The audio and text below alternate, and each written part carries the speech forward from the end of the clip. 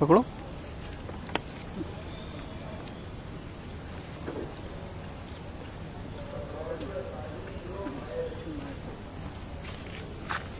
क्या मामला है अर्जुन सिंह जी?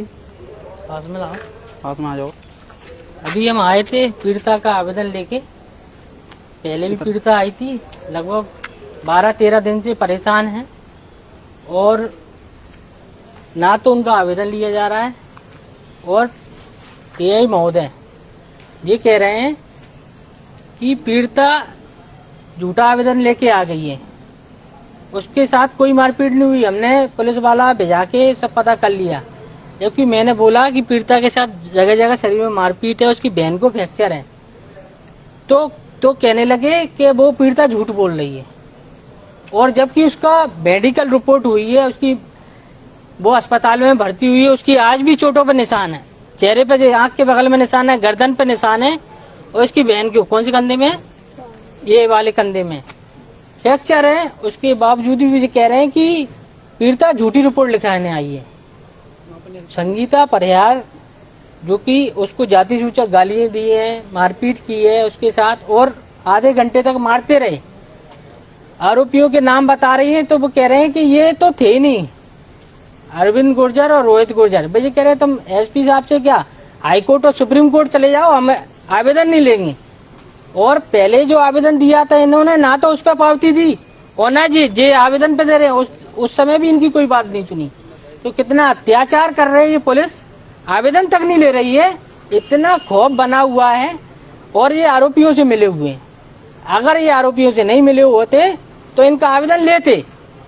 पीड़िता के साथ ये सनातन अन्याय है, और परिहार समाज की हमारी बहन है, और इसके साथ ये जो अन्याय किया है रोहित गुर्जर और अरविंद गुर्जर ने, वो बहुत ही निंदनीय है। और ऐसे लोगों के खिलाफ अगर पुलिस एफआईआर नहीं कर रही है, और एसपी साहब को भी मैं बराबर कॉल लगा रहा हूँ, फोन नहीं उठा रहे हैं।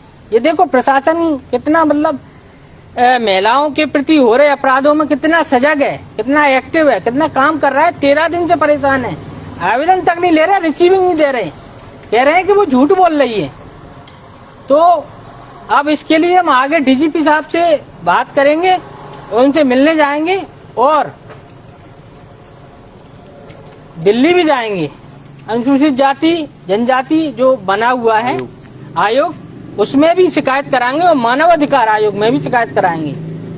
और जो थाना प्रभारी जी ने जो आवेदन नहीं लिया है, इनके भी खिलाफ विभागीय जांच की कार्रवाई शुरू होंगी।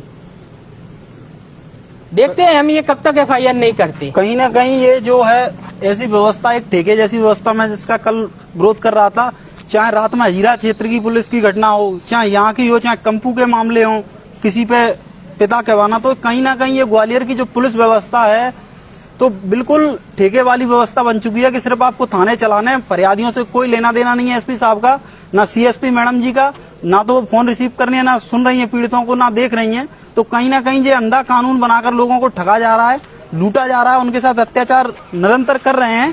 कहीं ना कहीं ये अपराध को बढ़ावा दे रहे हैं। और कल 12 बजे पूरा खंगार समाज एसपी ऑफिस और विश्वविद्यालय थाना परिसर को घेरने का काम करेगा।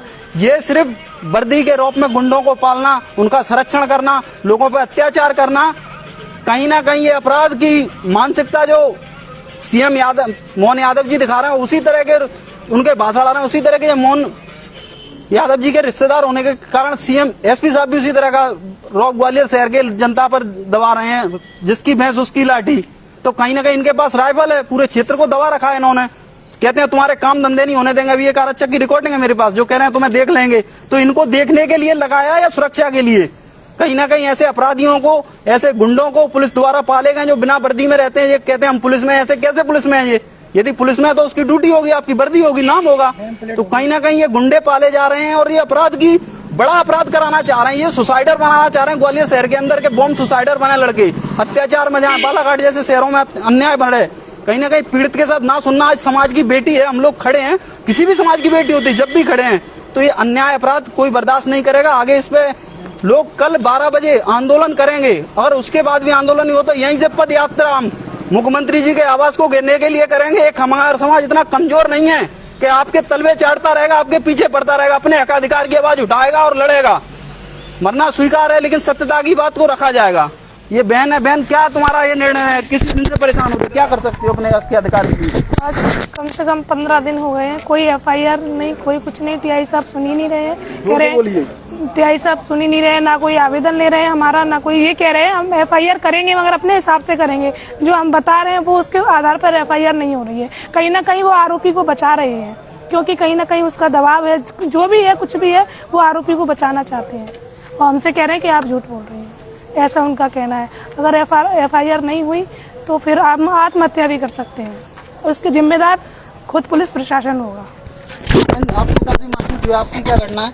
हाँ, हमारे साथ भी हुई है। मेरी तो ये हाथ की हड्डी क्रैक हो गई है और मतलब कोई भी थाना वाला कोई भी सुनवाई नहीं कर रहा, ना टीआई कर रहा, और हमने SP ऑफिस भी फोन लगाया, वहाँ पे भी कोई भी सुनवाई नहीं कर रहा है हमारी।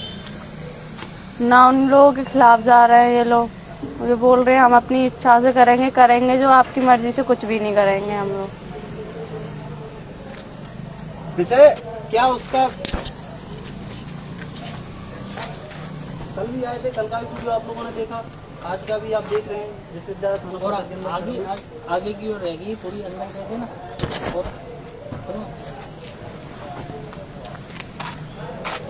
और